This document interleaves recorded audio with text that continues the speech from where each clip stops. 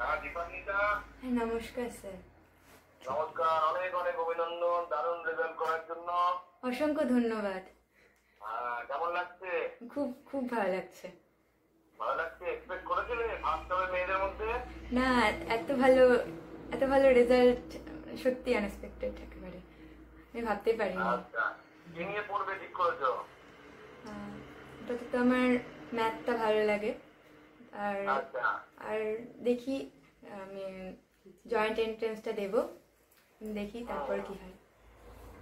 ঠিক আছে, ভালো করে পড়াশোনা করো, ঠিক আছে? কোনো অসুবিধা হলে আমাকে জানাবে, ঠিক আছে? ঠিক আছে, ঠিক আছে, অসংখ্য ধন্যবাদ। ঠিক আছে, ভালো থেকো। তোমার মা বাবাকেও আমার তরফ থেকে অনেক অনেক অভিনন্দন জানাবে। আচ্ছা, ধন্যবাদ। দৌলতপুর নিউজ, সবার আগে সবার পাশে। পশ্চিমবঙ্গের উচ্চ মাধ্যমিক প্রথম পর্বের ফলাফল প্রকাশিত হয়েছে।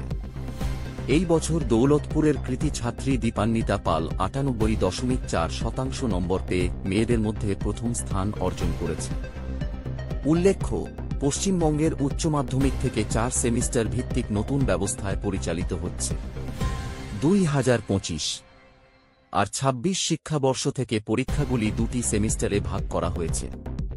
প্রথম সেমিস্টার অনুষ্ঠিত হয়েছে সেপ্টেম্বর 2025-এ, আর দ্বিতীয় সেমিস্টার 4 হবে ফেব্রুয়ারি 2026-এ। এই অসাধারণ সাফল্যের জন্য দীপান্বিতাকে অভিনন্দন জানিয়েছেন কেন্দ্রীয় মন্ত্রী সুকান্ত মজুমদার।